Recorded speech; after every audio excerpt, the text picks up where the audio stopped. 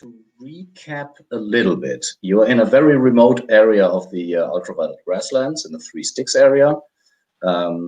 Originally, you were looking for three caravans that eventually you found, and we are now in an old complex which is under like a parabole antenna, and it's called Vicar's ear. So ear from listening to the stars, maybe, who knows. And we know that, well, there are rumors that under Vicar's ear there is a machine human, and Saffron has a quest, and that quest is to find a body for Mother. Last time we explored the dungeon a little bit.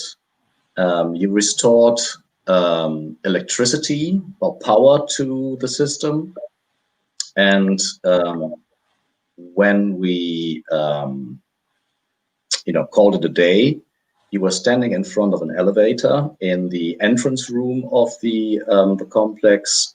To the right, there is a room. There's a door leading to a room where there's a big telescope. To the left, there is a room like an old NASA operations room with all the tables removed and cables hanging from the ceiling. And the elevator you're standing before has two buttons. You press one of the buttons, a silver one, and a very kind, friendly voice introduced themselves as Belle, and they said that they're happy to serve you, but then at the end they whispered, "There's someone inside of me," and that is where we cut. So our three heroes stand in front of the closed elevator door, and let's start with Azure. Abe, can you describe how Azure looks like and what she's doing at the moment when you hear that voice? Yeah, Azure is a woman who used to be a very stylish lady in kind of a very super futuristic mid-century modern Pierre Cardin type gear. And at one point she had eaten a bunch of corrupted eggs in a, was it Autobot? Is that what they're called? Autovac? Autofac? Yes, Autofac. Yeah, Autofac, and was then started physically mutating and bulking up and hulking up. And so now, like, none of her stylish clothes fit anymore. So now she's kind of covered in piecemeal Road Warrior style armor. None of it matches, and it's all for really ripped dudes. That's the size that she wears now, ripped dude size. She still can. She used to have this weird teardrop shaped clear mask. She can still wear that, and she wears it, but nothing else fits. So, and you also you have a biomechanical salamander called Cataract. Yep. And I think Cataract is pregnant. How do you see that? Is Cataract pregnant, or which one of the two? Cataract is pregnant. Okay, great. So how do you see the first signs of the pregnancy? It looks like there are hundreds of little LEDs under her skin. Cool. Yeah, I think we have established that they don't carry them on their back or something, like real frogs. And so yeah, the point where they will. Yeah, nice. There's hundreds, but however many she can hold, that's how many there are. Cool, nice visual. However big the litter is. And next to her is Sako, Sarko is also the owner, if you will, of the other biomechanical salamander and the father of the tadpoles. Can you describe Sarko? Yeah. Sarko is a like jackal-headed purple folk. Here for a second, I'm just gonna let's see if this will. Yep, there's an icon I made to kind of show what they look like. He's a mechanist from I think he hails from the Red Letter or not Red Letter, the Redlander district. So he's of sort of a anarchistic political persuasion. And in addition to, having a wire and bone salamander of his own named Flux, his whole goal out here is he's kind of seeking secrets of immortality, whether it is to abolish immortality or spread the secrets of immortality to all. He's not 100% convinced, but he's probably going to do one of those two things. And I do remember, I think we haven't followed up on it, but you were looking into the porcelain masks, I think, because you killed 2 porcelain princes, and I think you took the masks, didn't you? I don't recall if that was me. I might have taken. I was absent from the session when that porcelain walker got stormed. I had helped with the beginning of it, but when it actually went down, I was not in attendance. So that might have been something that happened while I was off screen. Yeah, so I do recall that you were planning to look into the the tricks or the magic or whatever the porcelain princess used. So you can maybe write down in your inventory that you have a porcelain mask. Okay. And that you then use to study maybe as a downtime action, so to speak. Okay. And then last but not least, next to the 2, there's a cybernetic prairie dog. Yeah, Saffron is this cybernetic, is in the body of a cybernetic prairie dog. Saffron originally a machine human, got their body torn apart, their consciousness stored in a crystal snail, transferred into this cybernetic prairie dog body, has 2 brains enclosed in like glass housing, and Saffron wears the robe over the top so they can kind of pretend to be mostly humanoid if they walk on their hind legs and stretch their extensible limbs out a little bit. Yes, and as we already mentioned, Saffron's goal is to find a body. So that's their quest at the moment. Yeah. So yeah, the voice whispers, and the whisper, like the voice of the elevator whispers, and the voice sounds a bit frightened. And she says, or they say, it's a female voice though. She says, "There's someone inside of me. What do you do?"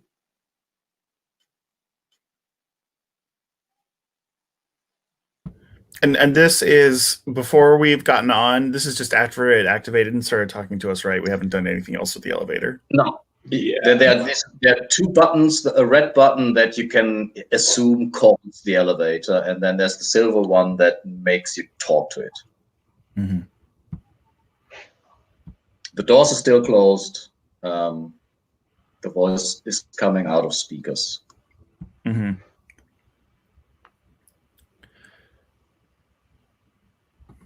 I think I would just whisper back, like, what is inside of you? I mean, they really look sick, and there's these weird lights.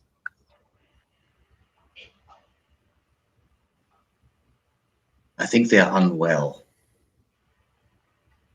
Hmm. Do you know where they are?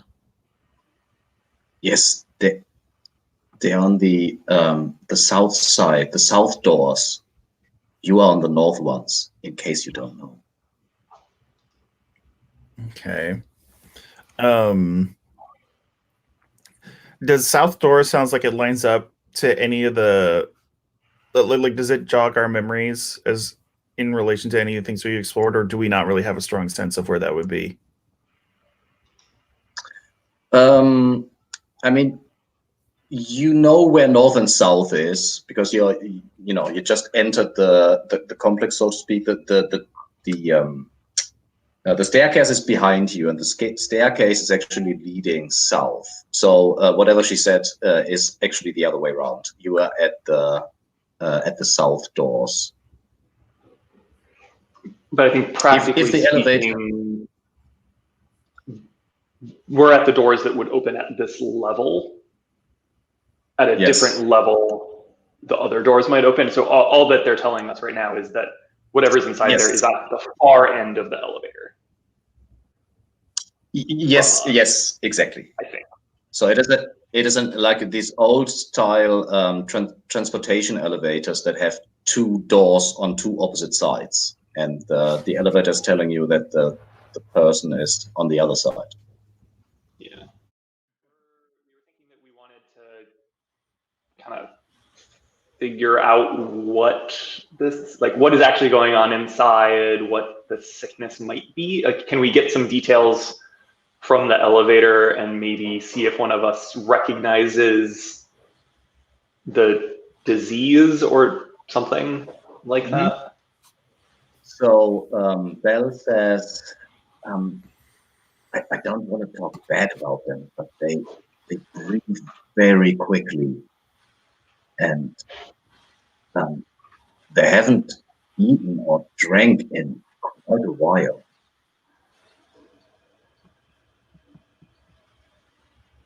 Are they moving?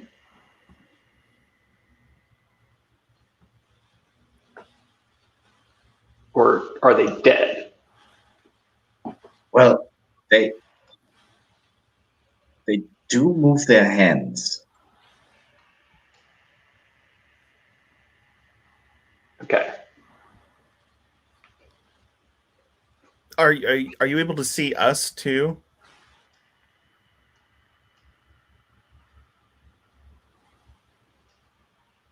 Unfortunately, the outside cameras have gone offline some time ago.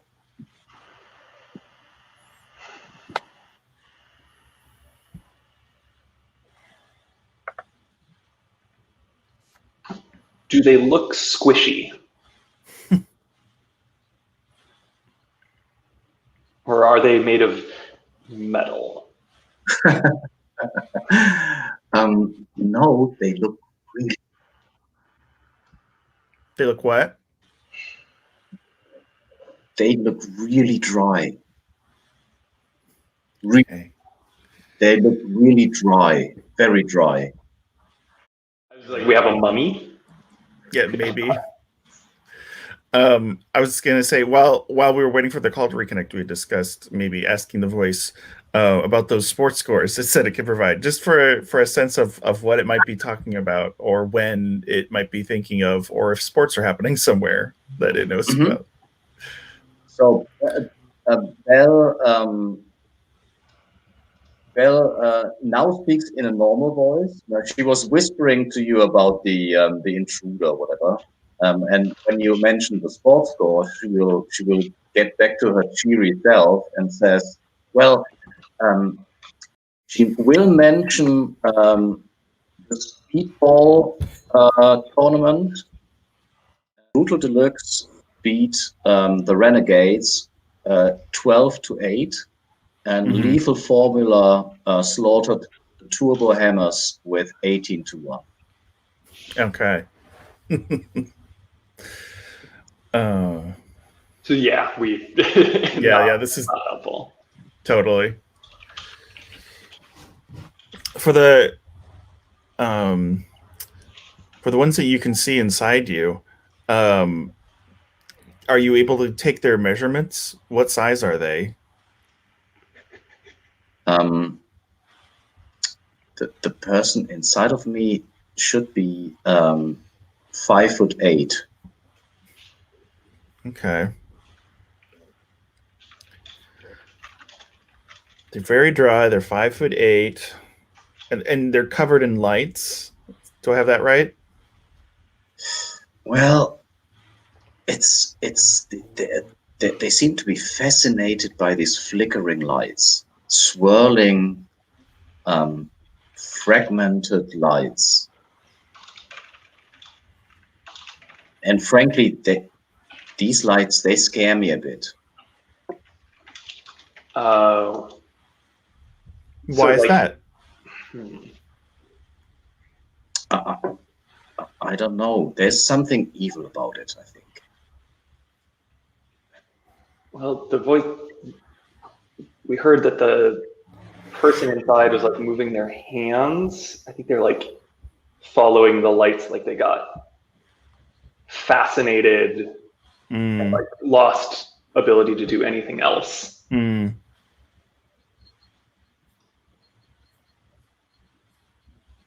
would make sense. And then she goes on. I will call Vicar momentarily. She will help you with all your questions. Who's Vicar? Vicar is the service robot. Ah, Oh, maybe it'll be the. okay. We look forward to meeting them. And then there's silence for a moment. What do you do? I'll remind myself what the room we're in here. So the stairs up. Yeah, there were stairs up to the outside, and there was a big door that led into that room with a pyramid of stacked monitors. Yes. There's also a fountain in this room with like modern silver cylinders turning. I don't know if they turned when you. Oh yeah, you haven't entered before, so now they are turning in any case. Is it postmodern enough that there's no water in this fountain by design? You know, it's just like silver cylinders or something. No, there is actually water inside. All right, fair enough. I'm actually going to take a peek into the other room with the pyramid of monitors just for a quick second to see if what the information they're displaying has changed at all since we started talking to the door, that kind of thing. I wouldn't expect so because I think it's connected to the telescope, but I just want to check and see.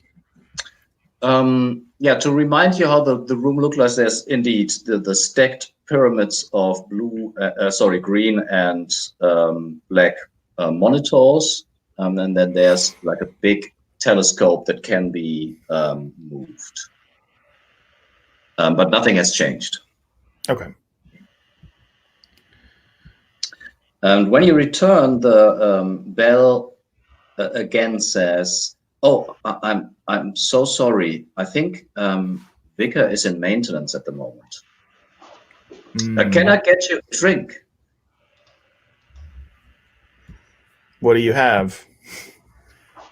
Our barkeeper is able to create 2,452 cocktails.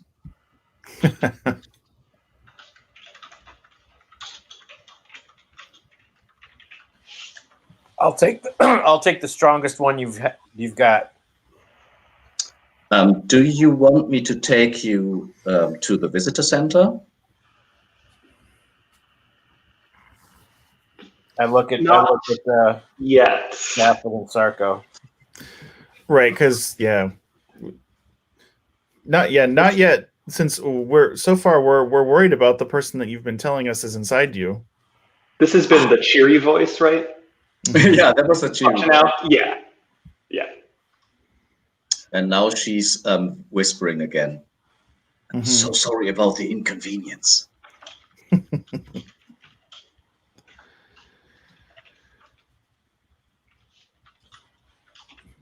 Do we want to,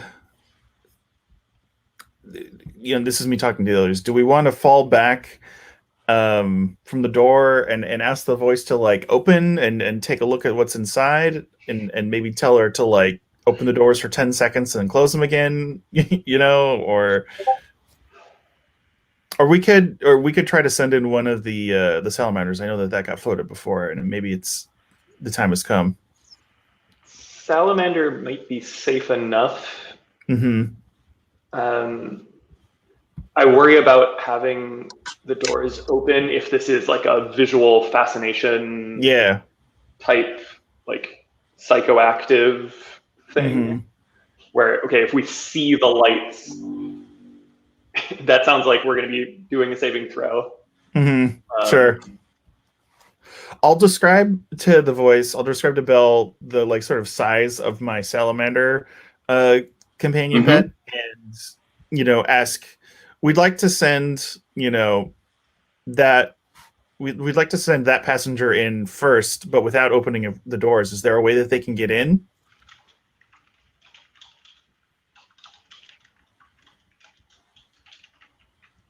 Of course, this is a very unusual request, but I don't see a problem with that.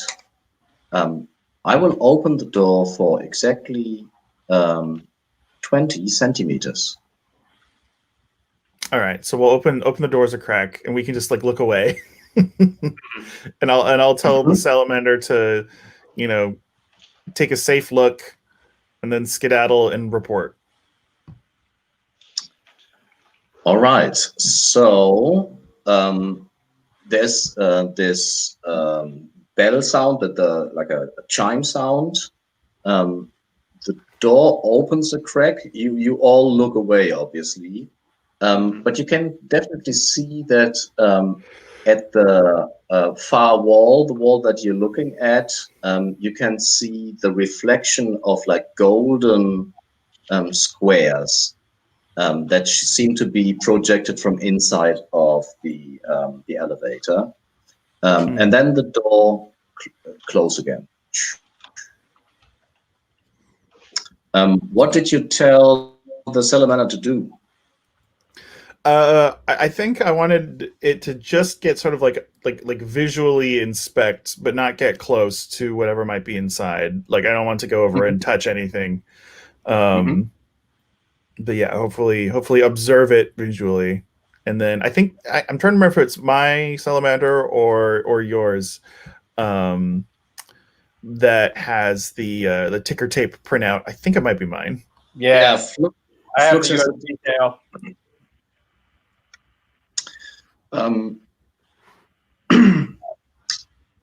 So how do you do you tell Belle to open the door after a certain amount of time, or have you told Flux to give you some kind of signal? What's the I see. So it closed behind it. Sure. I'll Yes. After a certain amount of time passes, I'll tell Belle to open the door like she did before and then close it again. Yeah. And you turn around again, you again see this swirling golden geometric forms. And the door closes again, and Flux spits out the tape. And the tape says, person sitting on the floor, wearing traveler's clothes, strong smell of decayed food. There is there's a rucksack. The person is female and armed with a spear. And there is a golden cube that projects lights. Okay. Getting somewhere. Does anyone have and this feels like it could be a UBG type of thing someone might have, like extremely strong polarizing sunglasses, perhaps? I wonder if that might interfere with whatever effect the light might have.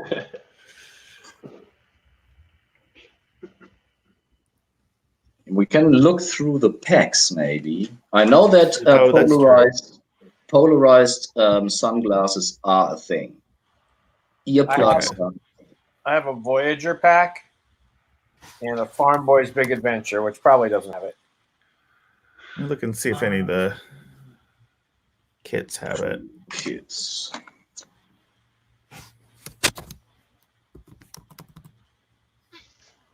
The Dungeoneer kit has a magnifying glass, but nothing else says it has sunglasses.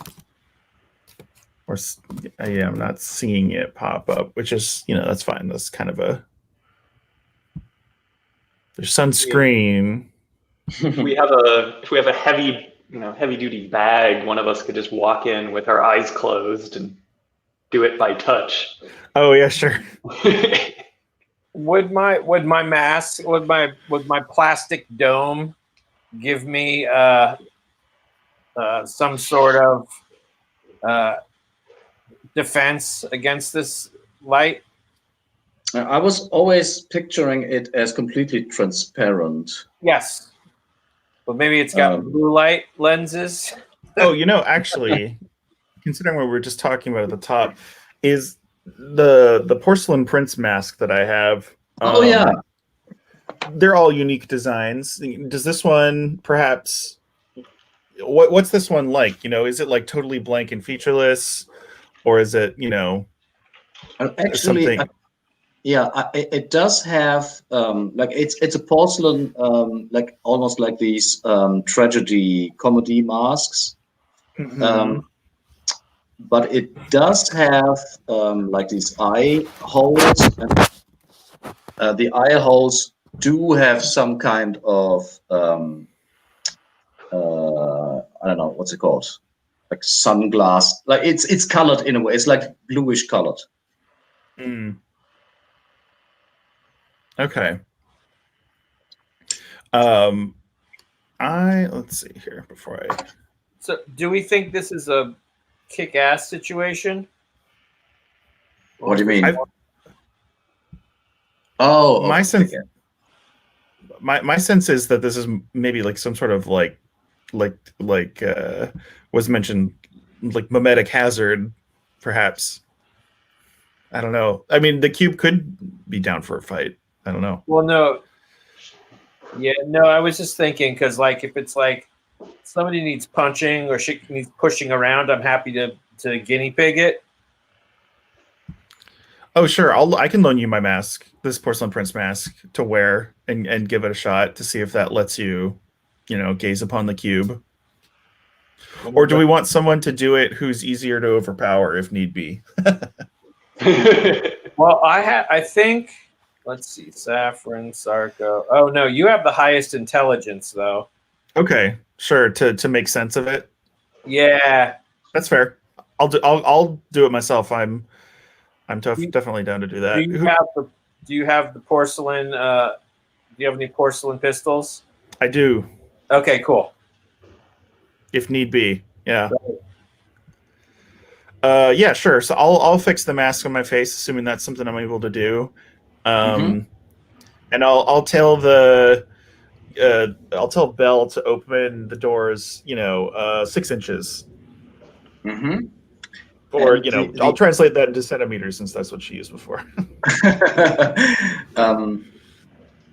And Azure and Saffron are looking away when the doors opened, I assume.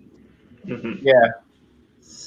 Okay, so the door opens and you have donned the mask, and your field of vision is now a bit smaller, obviously. Mm-hmm. And the moment the elevator door opens, you see something, like you see movement, like a very rapid, like vehement movement, almost in the corner of your eye. And the second thing you see, you realize is that the elevator is pretty big. It's it can fit maybe a dozen people. There is indeed another person on the other side, and you don't see any kind of golden cubes or flashing lights or anything.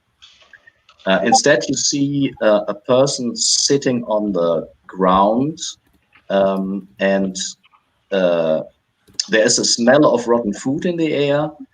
You can see that the person is moving slightly. You can hear that they're breathing like incredibly quickly, like hyperventilating.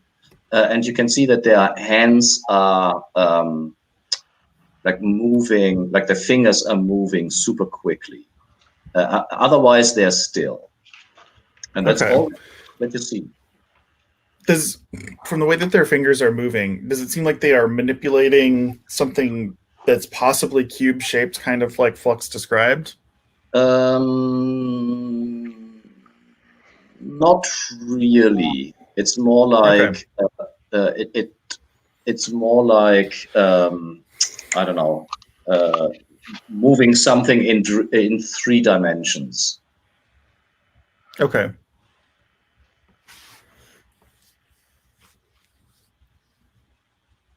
What wall are they sitting against? Like sort of the rear wall and like facing out the door that's open towards me? No, they're sitting. They're slumped to the side, so they're leaning to with their back against the left wall. Okay.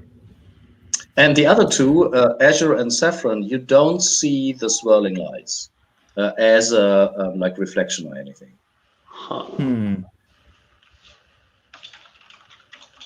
I think this might be a mirage of some sort.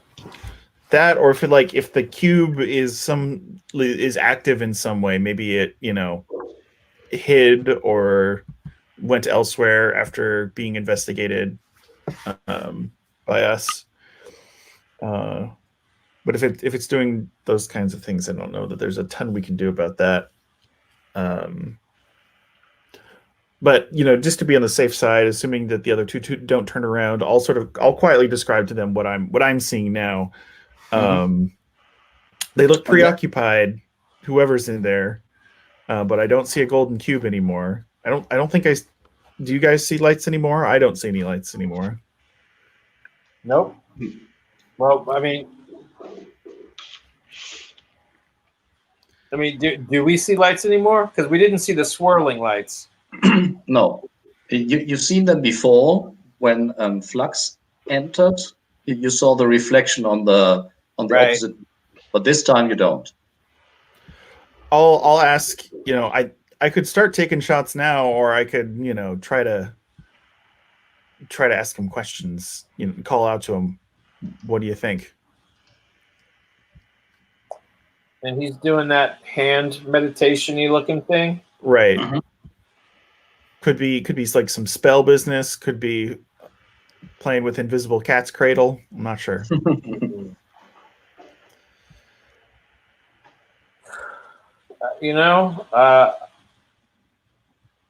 We're in this weird alien or this weird ancient facility. This is one of the dry guys, I'm guessing, right? I don't know if that's necessarily a good thing. So maybe it's better to snuff them. That's my usual answer now. Fair enough. Well, Slarko readies himself, and he's gonna do both. He's decided, and he's gonna call out, "Hey, you there? What are you doing?" There's no immediate reaction. So the figure has also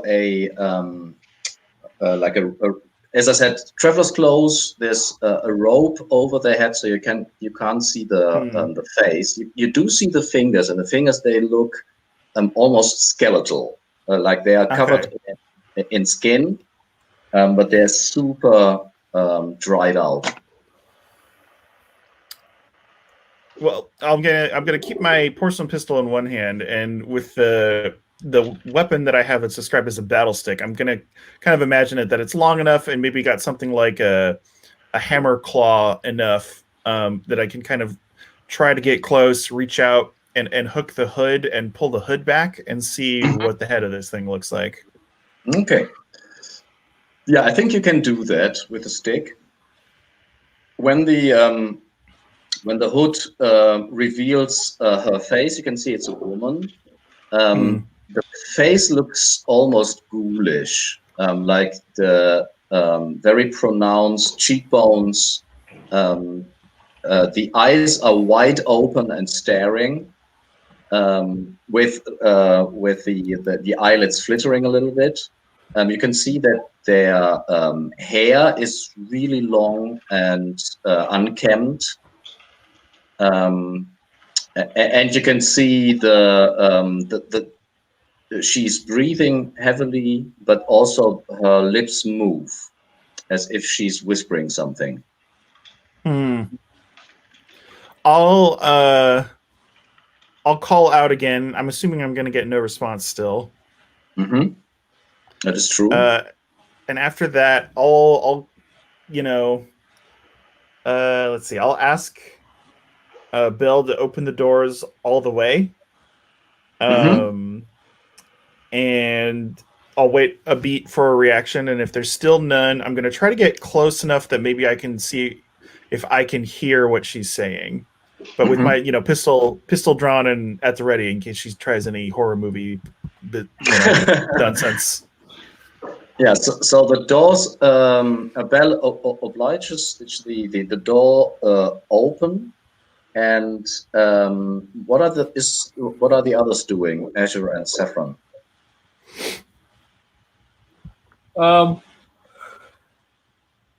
Excuse me. Backup. I'll go in the room with both guns drawn. You enter the elevator with the guns drawn. Wait, is this okay? Is this where? Will I still get jacked by that light? We don't know. Yeah, we don't think the light is. I'm sorry. It seems like the light is off. But there might be something. I don't know if the lenses I'm wearing are filtering out something extra. I'm not sure yet. Okay. Safe. We're looking at. I don't know. I look over at Saffron and I shrug. I'm just looking at I'm picturing if there's the elevator doors and like the wall that the elevator is in, I'm like back to that wall, looking over my shoulder at the entrance, but not looking into the elevator. Oh, okay. So I'm looking at where Sarko was. Or you can see yeah, totally. And in case anything comes out, I'm ready.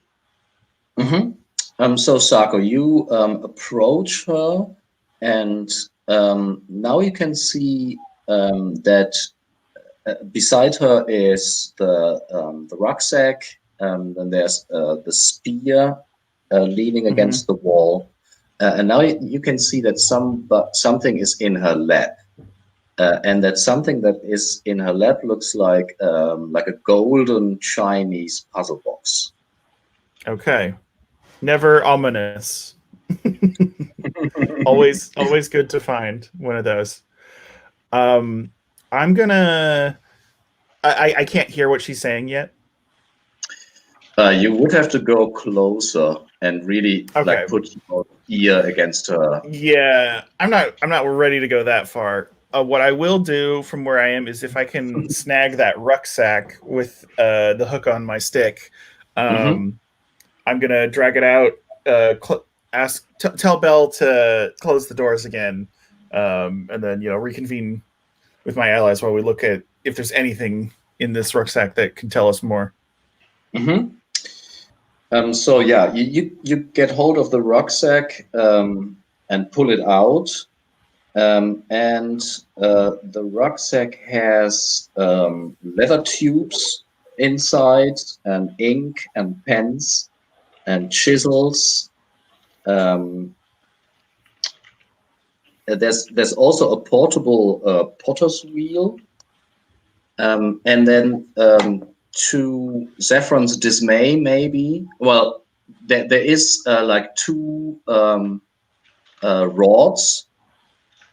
And Saffron, you can see from the corner of your eye again this that the rods are emanating some kind of heat. And Sarko, you don't feel the heat. Okay. Great. Some of the radioactive rods from earlier. You do know that rods are a commodity in the UVG, so you can sell them for a decent price. And since I was just looking at the UVG toolkits, so I think that what you were just describing was the golem coding kit, right? Yes, indeed. I mean, we've had some interactions with golems up to this point. It wouldn't be totally wild to recognize this kit for what it is. Absolutely not. Yeah. From the kinds of golems we've come across, it doesn't seem like there's anything like a golem in that room. That puzzle box doesn't seem like a golem. No. Yeah. But yeah, I tell the other two about I didn't see the golden cube at first, but I had to get close enough to kind of like look around her shoulder, but it was there. It was just in her lap. And the golden cube seems to be, like one of the puzzle boxes that were so popular, or whether this style was so popular. I feel like Rubik's cubes are perhaps one of the kinds of historical detritus that one will occasionally find. Definitely.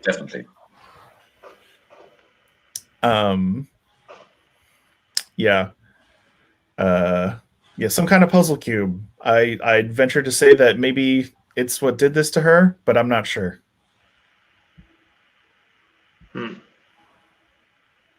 We could try to stick it in a bag like we were talking about. Not the worst idea. At least removes one potential source of mental destruction. Mm-hmm. Yeah. Maybe it'll be less tempting to try to solve if it's inside of a bag. Let's hope so. Yeah, I think we can get you, Sarko, a spare bag or something amongst our supplies. Have you go in and wrap it up. Let me look here. See if I've got anything handy in my gear for this kind of job.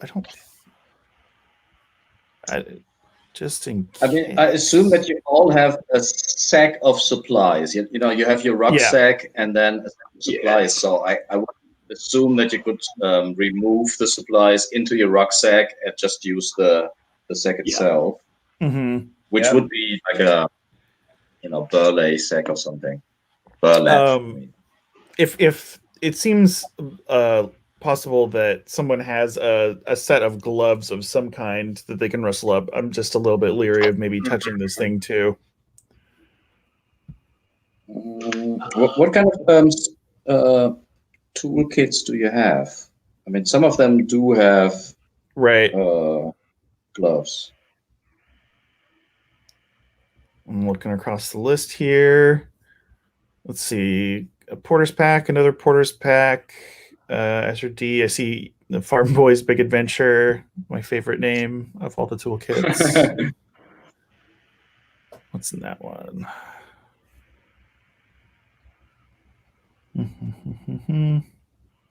Well, the porter's pack has bandages, so if nothing else, maybe I can wrap my hands in bandages like a mummy. Yeah, that makes sense. So I'll do that. So yeah. And sorry, you were about to say something. No. I mean, it makes total sense that you use the bandages to make makeshift gloves, let's say. Cool. Well, with the mask in place and the hands wrapped and all the rest, one hand's got let's see here. I've got a bag at the ready, and I've got my porcelain pistol at the ready. So I'm gonna go in there and try to, get the cube in the bag. So when you you just glance at it when you pick it up, I assume. You try to pick it up without studying it or anything. Sure. You do see that it starts like when you touch it with your gloved or bandaged hands. There's like small parts of the cube rearranging, which piques your interest, but you are obviously very you're on guard about this thing, so you probably don't investigate any further. But there was some kind of reaction when you picked it up. But now it is in the bag and out of sight. Okay. I'm gonna get back around the corner out of the elevator cell, the elevator room, and lift the porcelain mask up and just kind of double check that it seems like safe to look around. None of the same lights as before, etc. Yes. So you look around and there's no lights to be seen. All right. And looking back in the elevator room, what's become of the like sort of ghoulish woman? Is she still in the same loop of behavior? Yes, there doesn't seem to be any kind of difference in her behavior. She's still moving her hands. She's still breathing heavily or quickly. All right. Well, to Azure and Saffron. All right, folks. I think I got it in the bag, quite literally here. I think it might be as safe as it's gonna get. I don't see that poor unfortunate in there reacting one way or another. We might be able to just use the elevator at this point. It's big enough that we can kind of stand on the opposite side. Yeah, try to avoid her. If she didn't react when I took her toy away, I don't think she's going to react at all. We're going to need to be careful with this thing, though. Even when I just started touching it at all, it started solving itself, if I had to guess.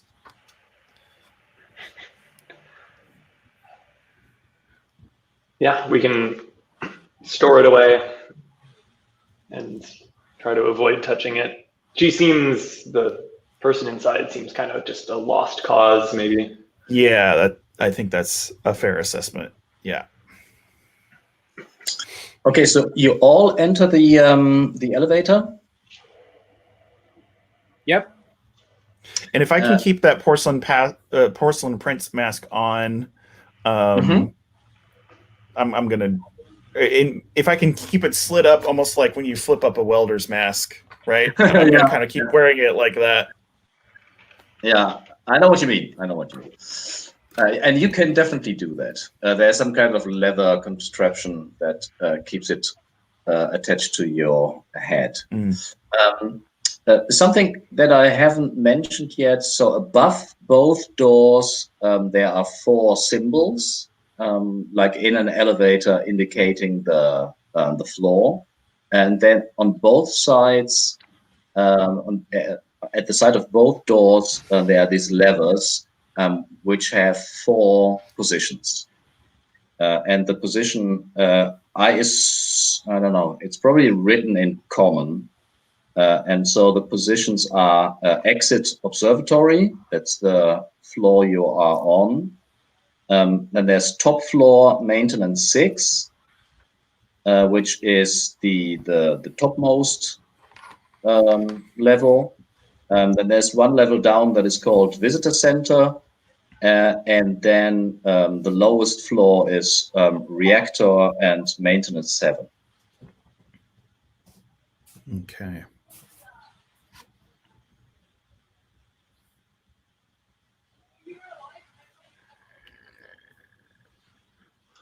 Some of these line up with the switches that we had downstairs.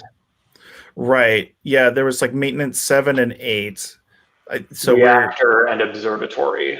Yeah. And it sounds like the maintenance numbers that we're seeing here are 6 and 7. Yeah. Which would make it kind of sense if it's like talking about stuff that's deeper down. I think I'm most curious about the visitor center and if it might have more context. If it lives up to its description, maybe we'll get a better understanding of this whole. And apparently, we can get a drink there. So. Oh, true. Yeah, right. The bartender. Okay, so as soon as you step in and the doors close, there is like an easy listening dun, dun, dun, dun, elevator music starting, and Bell says, "So, where do you want to go?" Vicar is at the moment at the maintenance, and she is unavailable. Can I get you a drink at the visitor center?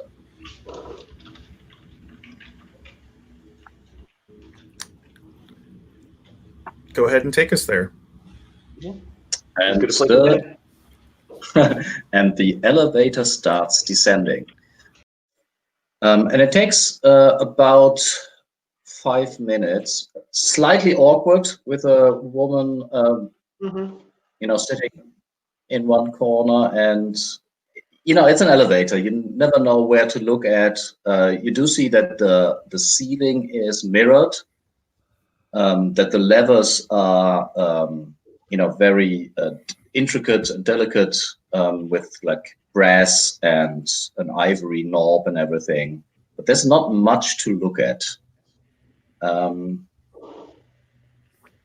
So we get the awkward. I don't know. Do you talk, or is it like awkward silence and elevator music playing? How does it take longer than a couple minutes? No, it takes a couple of minutes. Okay. Yeah, 5 minutes. I mean, that's definitely enough for an awkward conversation or two. Maybe Sarko kicks off a little conversation, since there's a bartender robot down there about what everybody's favorite drink is.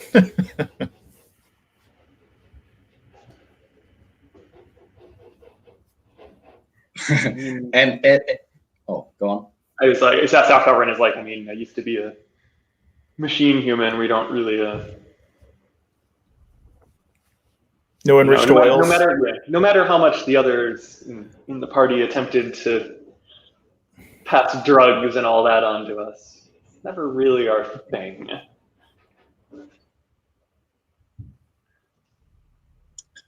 So like in a real awkward elevator conversation, there's a lot of silence and nobody really answers Sarko's question. And then the elevator arrives at the visitor center with another pleasant ping, and the door opens, and you see like a plush lounge.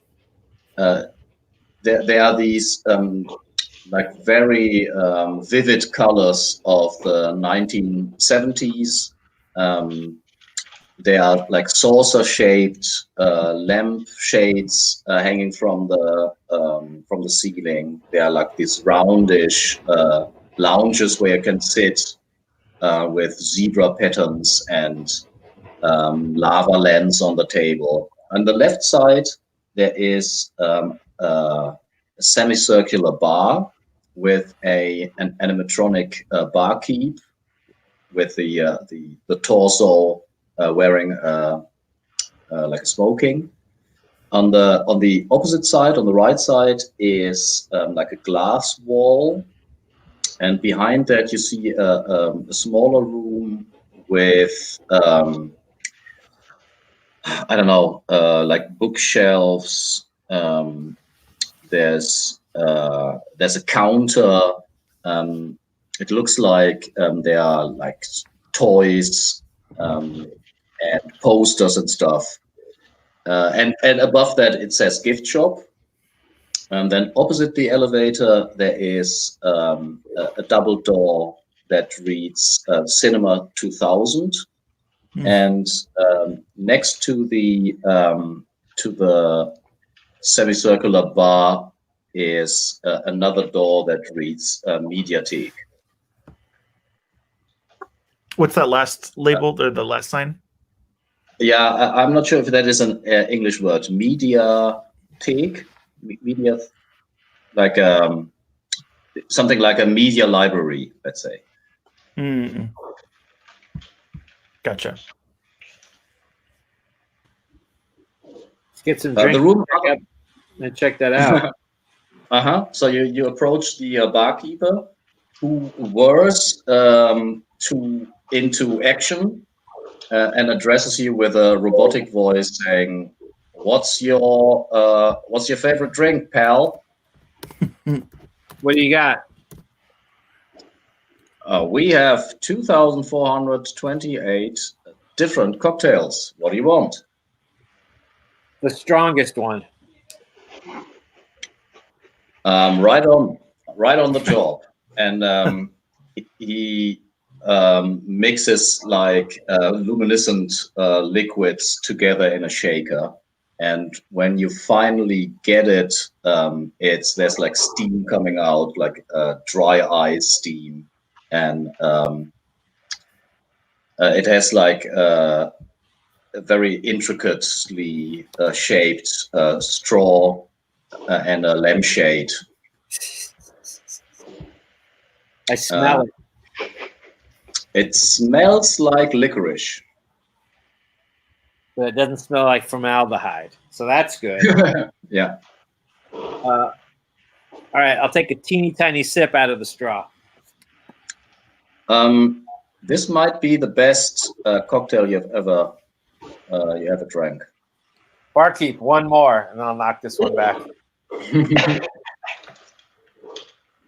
You do hear a noise from the library thing.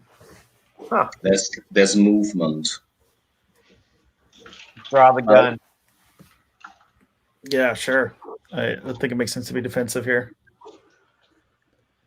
Sako and Saffron, what do? You draw your gun? Do you take a drink? Do you check out any of these other things?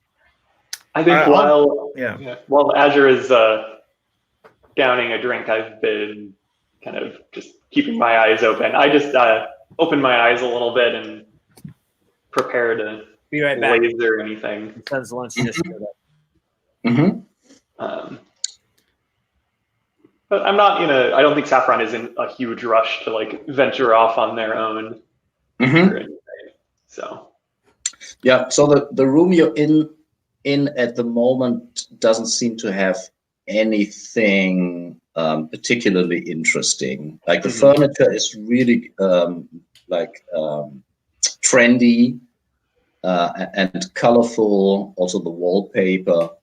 But the tables are all empty except these lava lamps.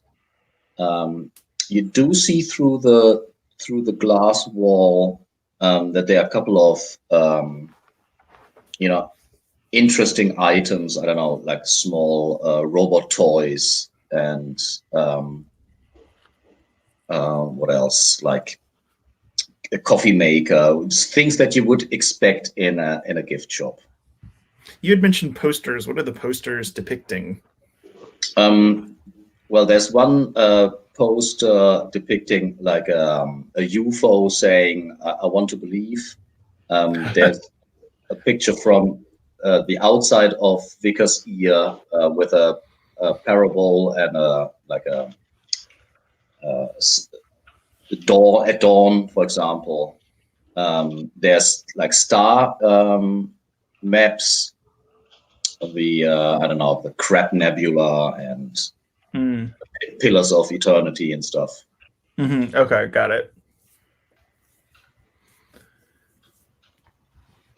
And then from you have drawn your gun, Sako. From the door to the left, behind or next to the bar, there's like a shoebox-sized, like fleshy robot, boxy thing, whizzing, coming out of the door, and there's like a black smoke coming out of it. It looks, it has the size of a shoebox, as I said. It does have some insectoid-like qualities to it. And it is belching this black smoke. Is it zipping towards us, like straight at us? No. It's crossing. Okay. Oh, okay, cool. If it's not zipping straight at us, then I'm less defensive about it. But okay, so it's like in that like archival library room, and it's just kind of like crisscrossing up and down aisles. Yeah, okay. It's coming out of the room, and indeed it like travels around the tables and lounges. Oh, okay. So it is coming out, but just not at us. All right. Watching it, does it seem to be just sort of making like a circuit, right? Does it seem like it's just kind of going on some sort of like does it seem like it's looking for something? I'm kind of envisioning what it looks like if something that's programmed is just kind of following a route, or if it seems like it's kind of like back and forth, looking for something, or it's more like moving like a Roomba. So it seems to like be repelled by a chair that it bumps against, or before it bump against it, it recoils and takes another route. Got it. Okay, cool. That totally. It looks slightly disoriented. Okay, fair. We did see. I mean, there was like a Vohm up at the beginning of this complex, so there's always the possibility that this little poor unfortunate bot is in some sort of early Vohm problem. Yeah, there might be some corruption. Yeah. If it came out of that archive room, what sort of like setup is it in there? Is it like stacks of like racks of shelves, or and does it look like books in there, or what's it look like in there? So if you look into the room, it has it looks like I don't know. You probably know the super classic like 60s chair, like this wide egg-shaped chair, but it's bigger. And it has like this, there are several of these things, and it looks like there's some kind of dia projector inside of it with a menu that you can choose like different educational programs on a screen.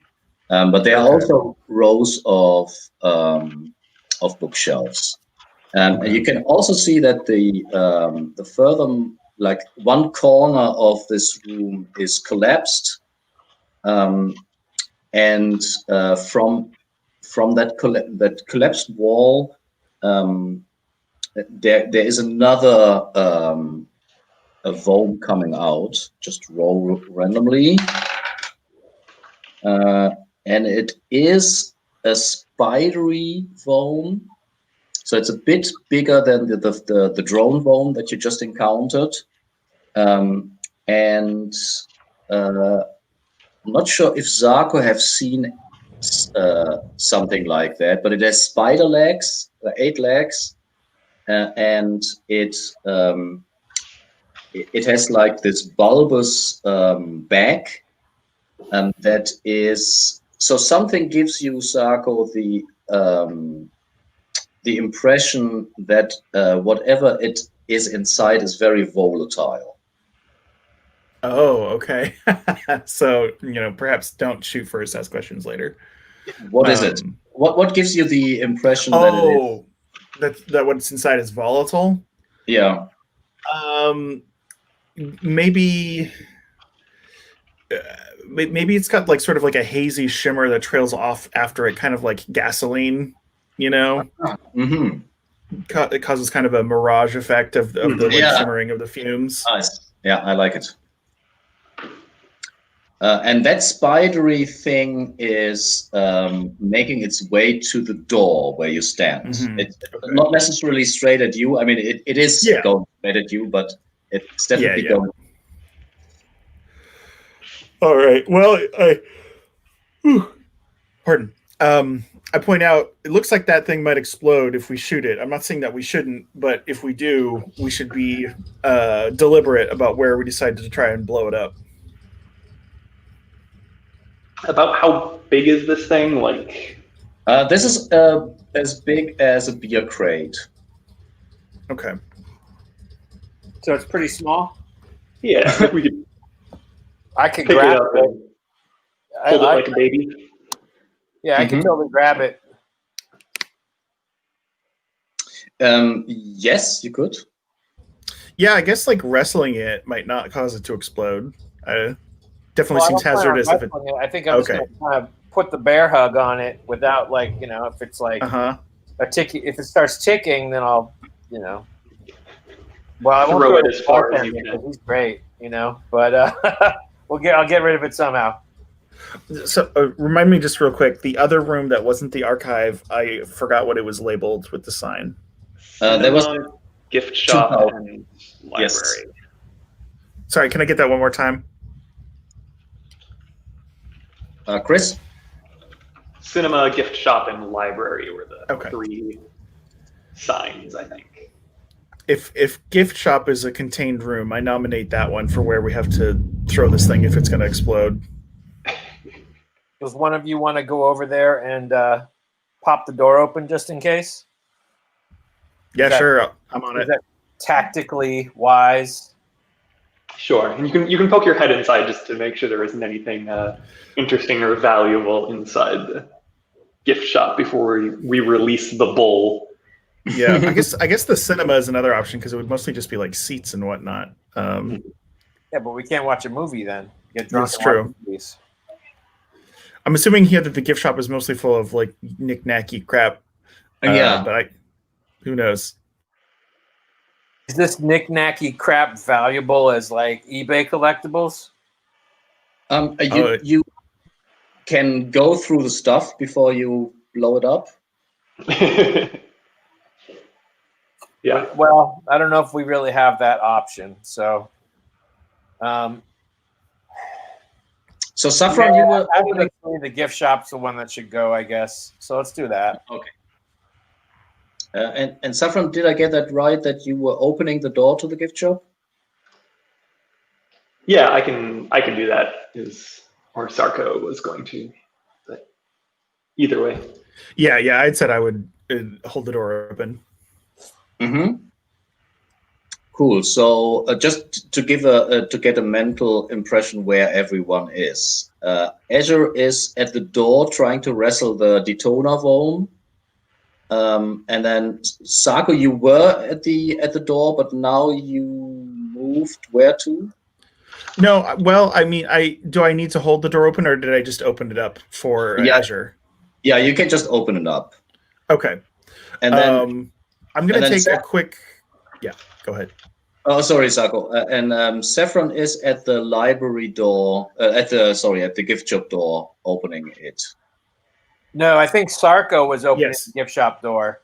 Yeah, I'm the one opening the gift shop door. Oh, okay. So you move through the room. That's okay. And Cool. I think Saffron is uncommitted at this point, right, Chris? I'm kind of like a few steps back, being like, I can help out if needed. Okay, all right. So you're more or less in the middle of the room. Yeah. So yeah, the worm moves towards you, Azure, and at this stage you're blocking the door, and I think you want to like grapple it. Yeah. All right. So that thing is not very strong, but as soon as you grab it, its spidery legs try to wiggle out of your grip. So there's some roll, like an opposed roll, warranted. All right. You can roll physical dice if you want, or use our dice roller. What do you want? Yeah, I'll roll physical just because I don't have the dice roller opened. So That's okay. D20, right? You roll a d20 and you want to get as high as possible under your score, and equal is the best. So under my AV? No, under your strength score. Oh, okay. I rolled under. Yes, but now it's important that you roll high and under. I rolled a 9, which is under their strength score. I rolled 8. Oh wow! So the spider actually gets out of your grip. Does it stink or anything? Like, does it smell like gas fumes or anything like that? Definitely. Now it starts. You can see that its backside is is wiggling, and then there's some kind of like the fluid that is inside starts to swish back and forth. Oh, it's like a glow stick. Can we slam the door shut? Where is it right now? So it's at Azure's feet, preparing to blow. Okay. I I mean, slamming the door shut is probably better than you getting exploded. Yeah. All things considered. Can I boot it into the room, or can I escape the room and shut the door behind me, or? You can do all of these things. You just have to tell me what you want. I want to get the Voam behind the door and slam the door shut. So if it blows up, it won't be blowing us up. So yeah, you would need to get quickly out of the room you're in. I imagine that you were standing in the doorways. Yep. Mhm. So you make a step backwards, slam the door shut, and at that moment, the thing explodes. And I want to say, let's see, I think it's probably a saving throw to mimic that you were ducking to the side or something. Right. And that is, yes? Oh, never mind. All good. And that's your ST saving throw. Yep. On a D20. Come on. Roll the 1. Mm-hmm. Nice. So the door explodes in a pretty, like for you, all of you, pretty surprising, like big explosion. The door splinters, but the Azure has managed to duck to the side and didn't get the full brunt. But she did get a little bit. Oh wow! And that is actually 6 HP, which is half. Yeah, which is half of what you would get if you would have failed the. Holy shit! Yeah. Yeah. So I think it's actually probably the detonation itself, but also the wooden splinters. Yeah, because they shrapnel. Yeah, Yeah. the shrapnel. Okay, well I'm almost dead. Mhm. Yep. And there's this stench of it's not exactly gasoline, but pretty similar. That's in the air. Mm-hmm. Yeah. How since the door got exploded, looking through the exploded portal, how ruined is the interior with the kiosks and whatnot? Yeah, so one of the kiosks was completely destroyed that was close to the door, but there are 3 others that are still standing, and like one of the shelves like fell over, but there are more shelves to look through. All right, I kind of hope that redundancy would save us there. From the collapsed area, does it look like maybe there's more of those detonator vomes that would come out? Like, is there a chute that they come through, or? Yeah, there's definitely. It looks like behind the collapsed wall. There's. It looks almost like the air vent, but bigger. It's more like a tunnel in the wall, and you can see that there's like slimy trails and I don't know, like parts of vomes lying around. So it seems to lead to some kind of nest. Okay. I'm gonna look around for debris to hopefully like try to choke that hole if it seems like I could fill it with big stuff, so that if anything does come through, we'll at least get the forewarning of hear it shoving crap out of the way. Yeah, I think you could probably either move a probably more likely a bookshelf, or if somebody really, really strong would help you, you could move one of these kiosks in front of the hole. Sure, I'll put some like big chunks of debris into the tube itself first, just to kind of clog it up, and then if someone wants to help move a bookshelf in front as the final measure, that seems like it would. Cool. And in the meantime, Saffron, what are you doing?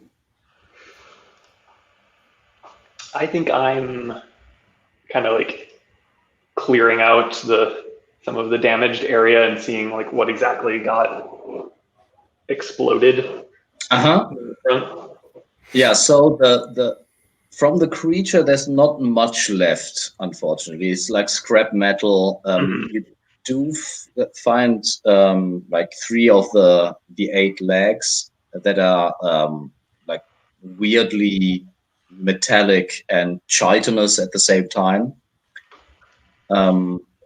And you do remember, I don't know if Saffron was in that session, that you find a pretty similar like scrap metal parts in the Boulder Fort Worm nest. I think Azure was in that session, where you find a tunnel that led west, and that Detona worm seemed to have invaded the other nest. Right.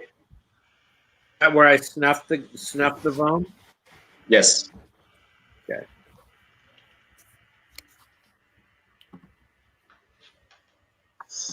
All right.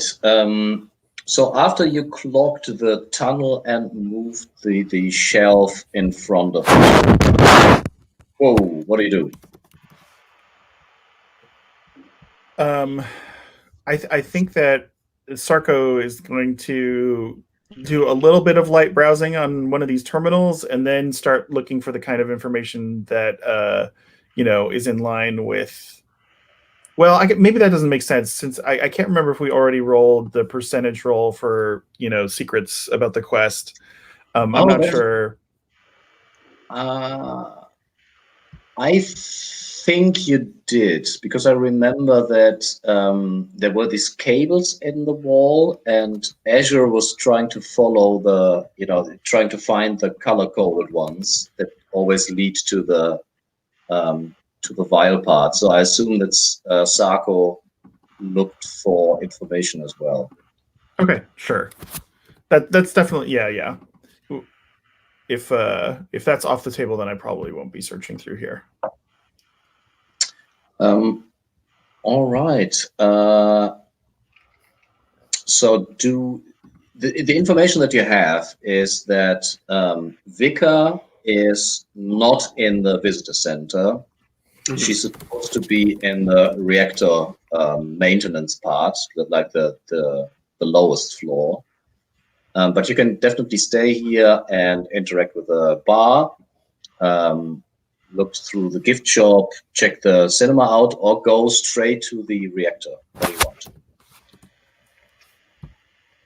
I still think we should check the gift shop just in case there's anything potentially useful or valuable, relics of whenever this was built, because this, aside from the bones blowing stuff up, seems mostly undisturbed. Right. So when you enter the gift shop, so there are, let's everyone establish a knick-knack. I start with, they have wind up machine human toys.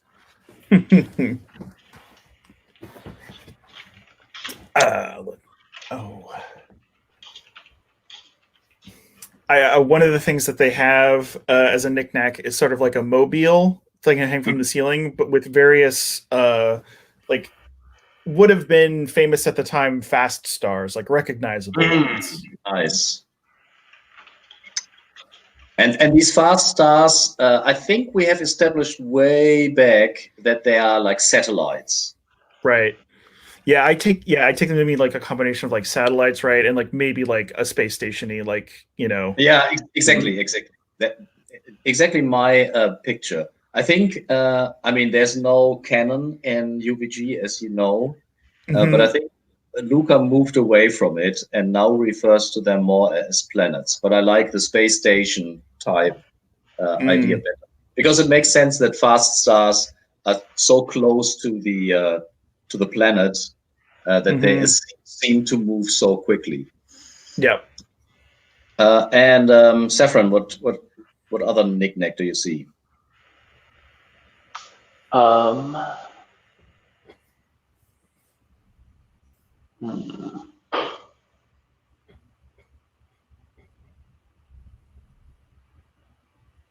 think there is the little interlocking ring puzzles, but they're in the shape of like the idea of them being in the shape of something that's kind of robotic looking. And Azure, what do you see? In the gift shop? Like a typical thing that a gift shop would sell with like a space theme, space robot theme. I think plushes of Little Green Men alien. Maybe a couple of grays in there, but they're super cute and fuzzy. Nice. And while you're going through the gift shop, let's make a D6 roll. 1, 2, 3, 4, 5, 6. 1, 2, 3, 4. So Sarko, you find beneath one of these so there's this mobile, and there are also boxes that have them, but there's one hanging from the ceiling. And in between the boxes, you see a golden puzzle box. And I would like you, and it starts whizzing and moving when your eye falls onto it. And I would like you to make a saving throw.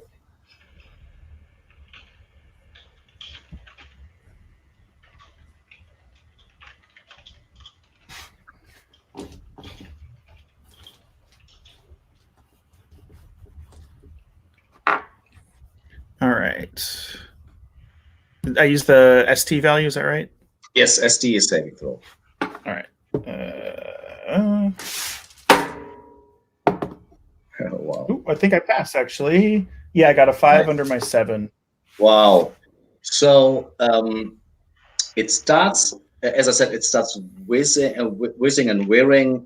Parts of the box rearrange itself.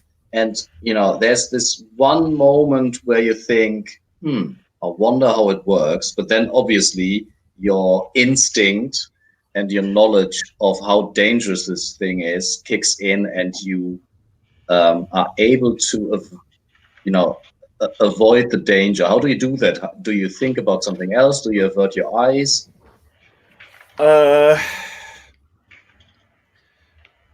Maybe in some way, if it seems like my line of thought is having some sort of influence over what's happening, maybe I'll instead switch to thinking about like images of it getting destroyed. And so instead I just kind of am envisioning, instead of wondering like, oh, how does it work? It's like, how I just sort of envision it getting crushed in a vice, or, that kind of a thing. Cool.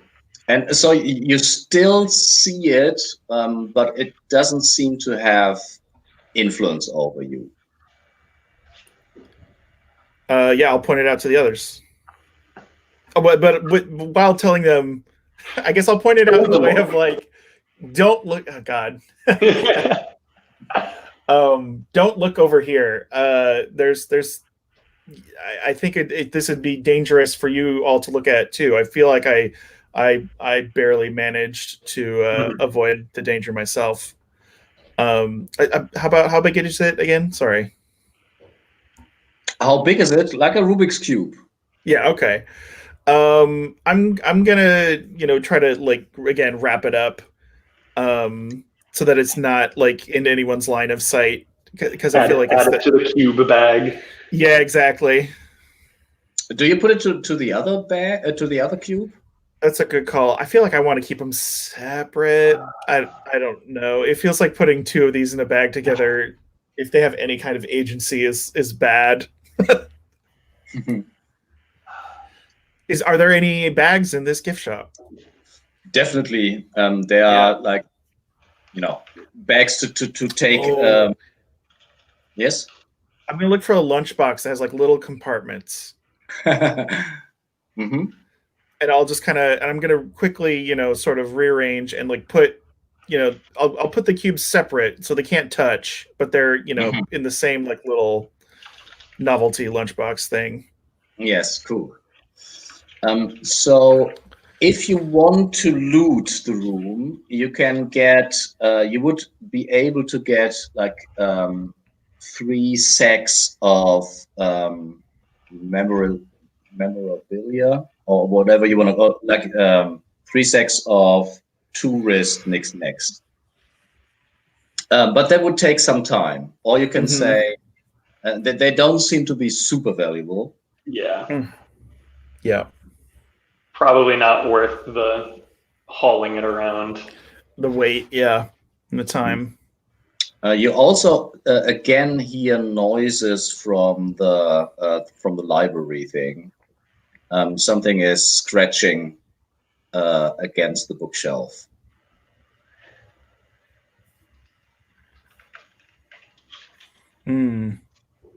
So they're trying to get in again, or something is. Mm-hmm.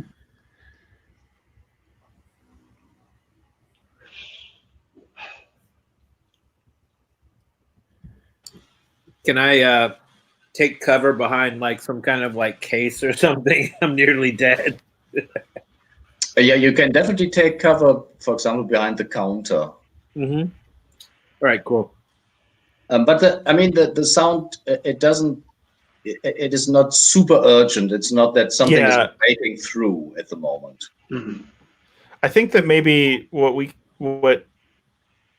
could do in response is like just kind of quickly finish our tour of this level and move to another one. Mm-hmm. Can I look around for a first aid kit or something like that? That is a good call. Make a luck roll, like a charisma check.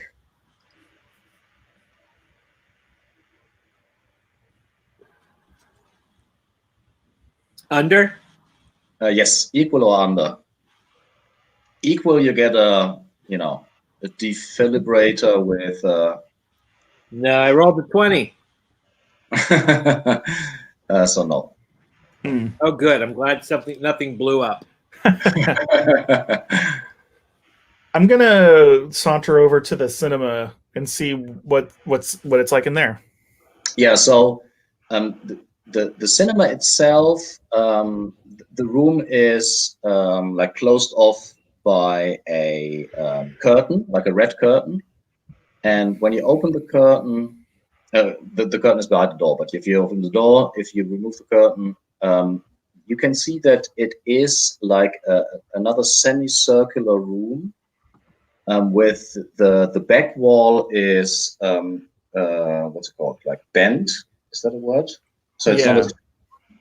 So I don't know if you know a Cinema 2000 is, but I think we might have something similar here. Like Omnimax was a theater, was a brand. So you feel you're in the scene is what how they were selling it, and there are no chairs. You were supposed to stand in there. It's completely dark, but there is a film, there's a film showing. It seems to be like a 24/7 show, and you have the impression of. It's one of these movies where you get a sense of scale. So it's in the middle of the movie sequence. So you already left the solar system, and you are moving further and further away from the planet you're on. Is it, just to make sure I'm lining up with your description, is the screen essentially like part of a dome, like a partial dome? Exactly. It's a partial dome on the side. So yeah, okay. And it's pretty impressive, actually. I'm gonna keep my ears peeled as best as I can for any commotion from the library of like the bookshelf crashing over. But otherwise, I'm gonna watch and see where this goes. So what you do see in the light of the projection is that on the left side, also parts of the wall are collapsed. So you would have to assume that it leads to the same nest. Okay. Maybe I won't hang out then. But the last thing you see before you decide to go is you do see the fast stars around the planet. and there is like pretty much as in the mobile. It's like different shapes, like space stations and probes and satellites and stuff. Cool. I'll report back to the others, both the impressive video and the breach by another arm of the Vohm Warren. I cough up some blood. I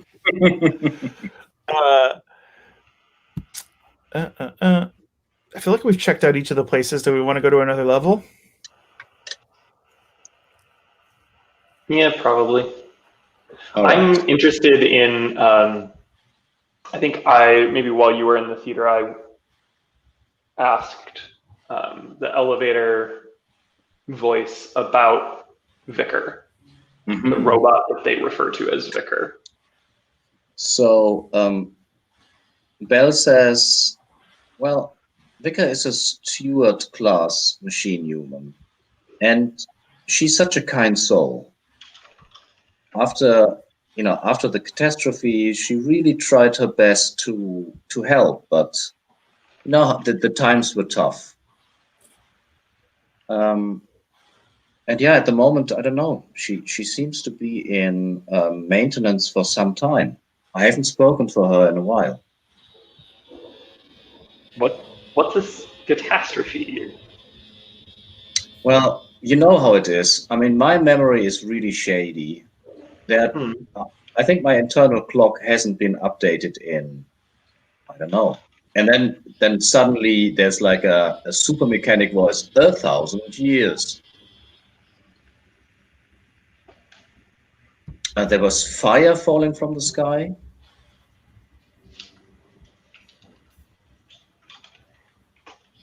And I don't know, Saffron is obviously really old. Do you remember the last catastrophe? I don't think I personally it's maybe something that you like hear legend about a little, but no one actually knows, even among machine humans that are active. Yeah. Like, that's quite a lot longer than your lifetime. Yeah. And so with Belle, you have the impression that that parts of her memory is corroded. Mm-hmm.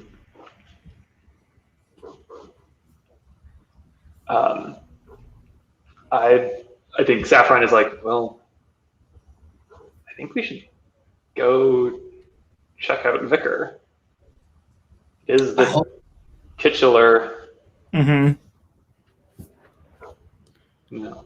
I want to ask the elevator if there's any like sick bays or medical. I need medical attention. So. Yeah. Oh, I will.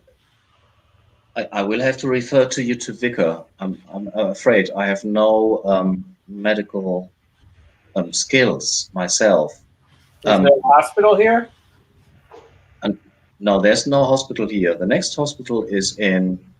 Oh, I forgot. Yeah. I do have a healing lotion if we think we're going to get into another fight imminently. I would have. We probably will. So. Yeah. I mean, so I'll cap it off to you at least. Okay. Otherwise, you should be at least bandaged or something, because otherwise you would. Right. Yep.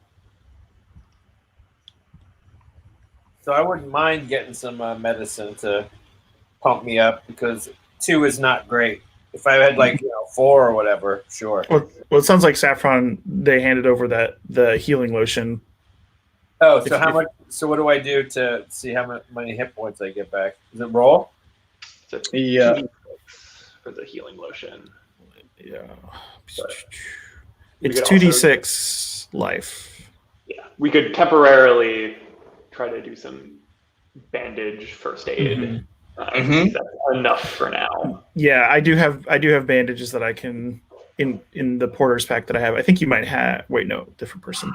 Yeah, I've got bandages that I can at least do that for you. I don't think that they have a mechanical hit point restoration necessarily, but Well, I think according to the Whitehake rules, we need to see how successful the bandaging is. So you would make a task roll, which, if you have some kind of training in it, would be with advantage. Otherwise, it's just a straight roll, and it gives you one. It gives you 1 HP back. Oh, okay. I can. What is it as a task roll? What does it use? I would say it's probably, I don't know. I mean, if you use your knowledge of how to bind wounds, it would be intelligence. I've got a decent chance of being able to do that much at least, so I'll go for it. Yeah, I get a 4 under my 17, so that's Cool. 1 hit point back for you. Yes. So you patch up the bleeding parts, the wounds, and you feel a bit better, Azure. Can I use the lotion? that is up to Zephron. But I mean, Yeah. I just remind you that Will, our fighter, had 1 hit point for, I don't know, 2 seasons, I think. Oh, all right. Okay, I'll risk it. That's fine. I've been at 3 hit points this whole time. Welcome to normal people, Azure. All right, that's fine. Yeah, that's okay. We can keep it moving. Yeah. I mostly I hand you off the lotion just in case you need it. All right, cool. I don't know if it's worth using it yet. Yep, all good. But you're more likely to be on the front lines, so yeah, definitely. handing it off is worth it.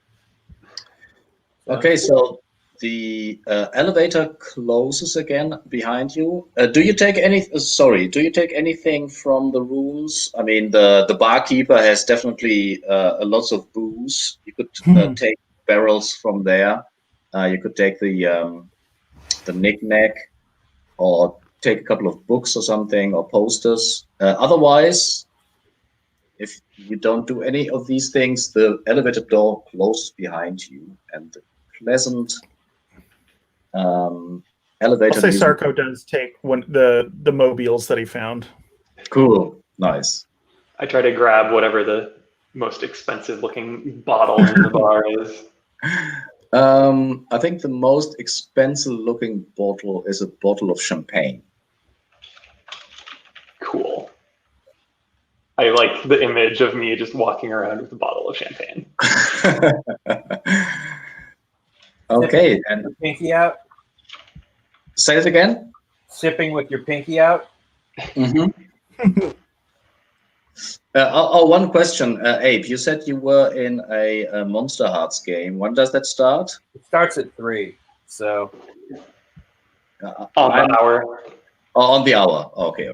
So maybe we check out the next room, and then we call it a stream. So when the elevator now goes down for more than 5 minutes. It's another awkward pause.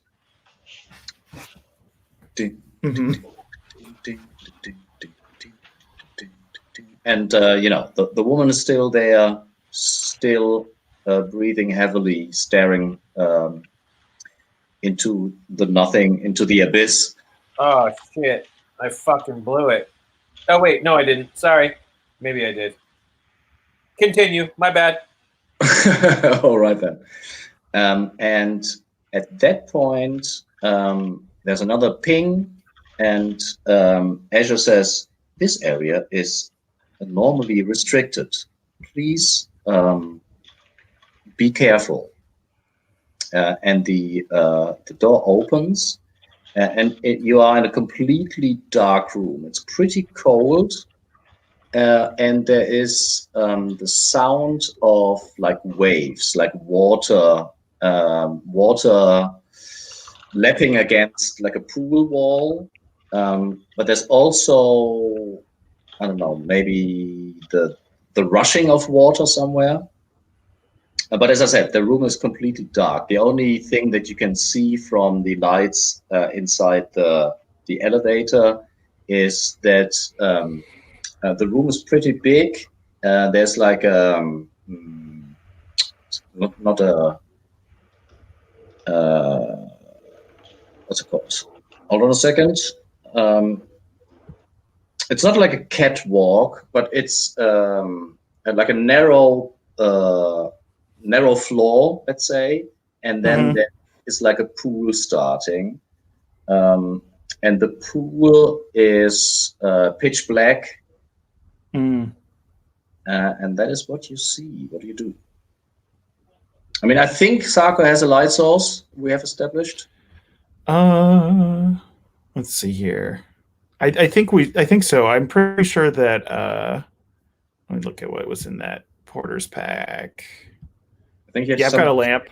Yeah, I think two of us have lamps. I think Saffron has a lamp as well because they've got a porter's pack. I mean, Saffron obviously also has the ability to see, has this thermal vision. Mm-hmm. Sure. Or multi-spectrum vision. And so Saffron, let's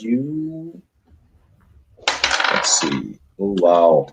You see movement underwater from some bodies that are warmer than the water. And I think you can also see, because you have this multi-spectrum vision, that there's some kind of current underwater. So there are 6 bodies underwater, and there's a current that flows from the south of the pool and then disappears somewhere to the to the east. Okay. So this is kind of like live water from the lake, or there's something else moving about it. But the pool looks completely artificial, obviously. Mm-hmm. But maybe it's fed from lake water or something. Yeah. Can I make out any... I can just like see that there are shapes moving, but I can't really tell what they are. Yes, I mean, from the rough shape, you would say that there are these grapplers. There are these cold worms that looks slightly xenomorph-esque, and they have this long grappling arms.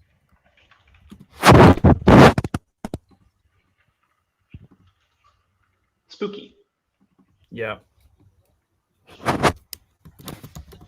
You can't see the total extent of the room, but there's like this walkway goes from to the right and to the left from the elevator.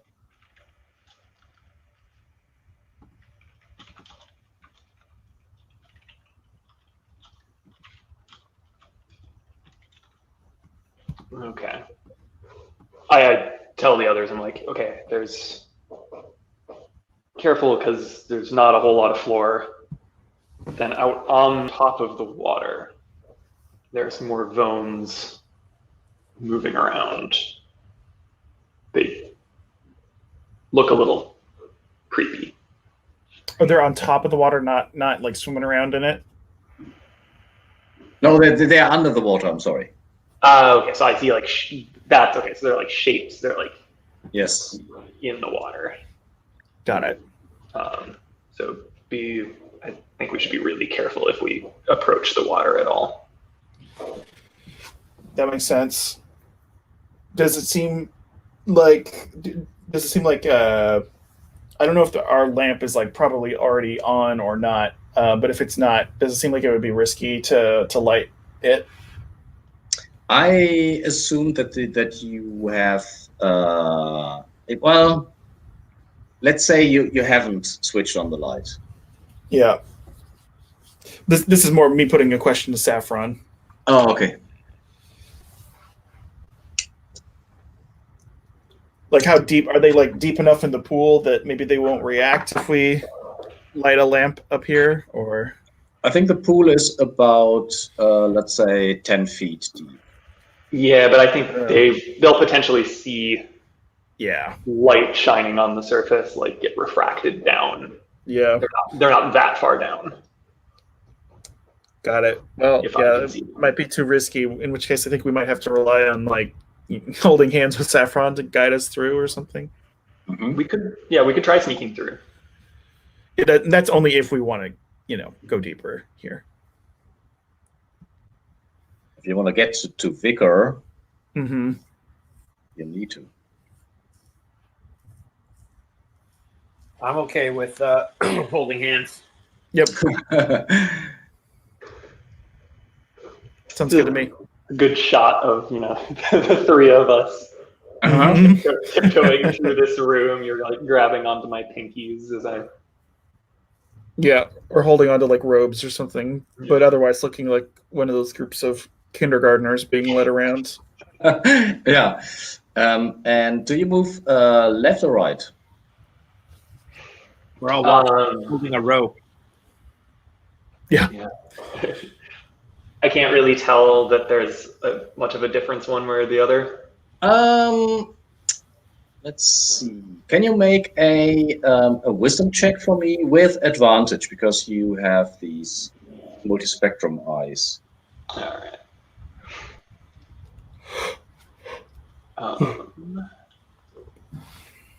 Is a 13 and an 11, so both of those are Nice.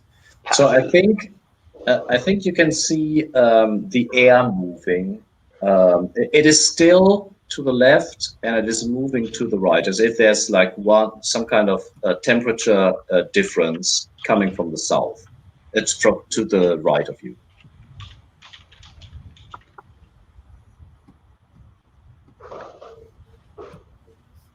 So to the right, there's some weird temperature current.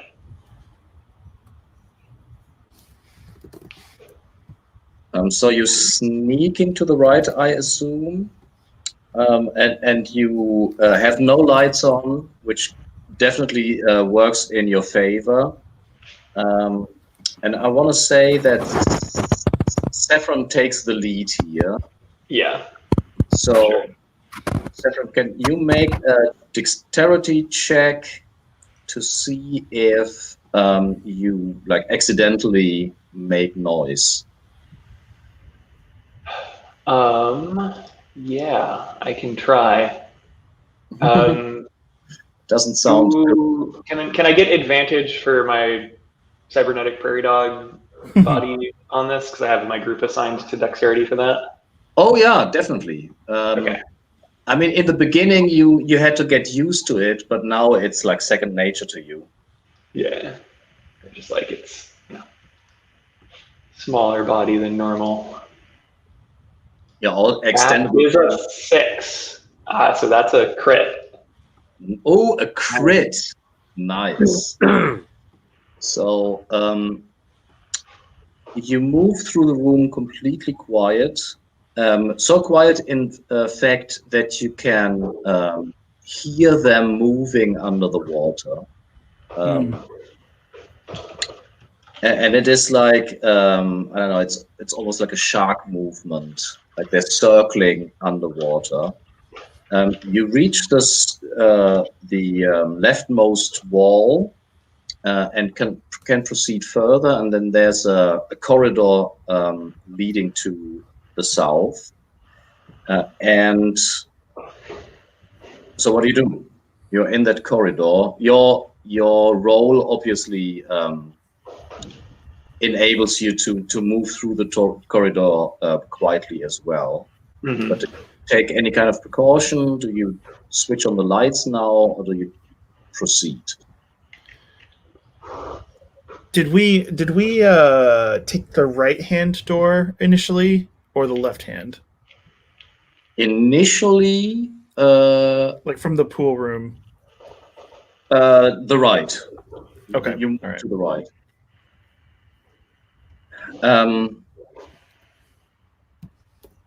So you're not listening or anything. You move forward. In I that think case, we keep, just like full senses ahead, being really careful with it. We just keep moving. so you come upon what is it like? A junction of two corridors, the one that you were in and one perpendicular to yours. So you can go straight ahead, left or right. What do you do?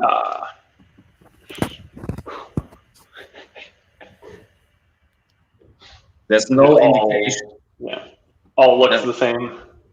Well, it looks. There's no sign or anything. You can take your time to listen or to use your vision. You do think that to the right, it's definitely warmer. I mean, that's probably since we've had this like lake water currents going through, warmer probably means inside more than outside. So that's, if we have nothing else to go on, that's maybe useful. But Actually, makes sense. I give you another information because the corridor that leads straight is relatively short and ends in a big ass door, like a metal, like a super thick vault door, I would say.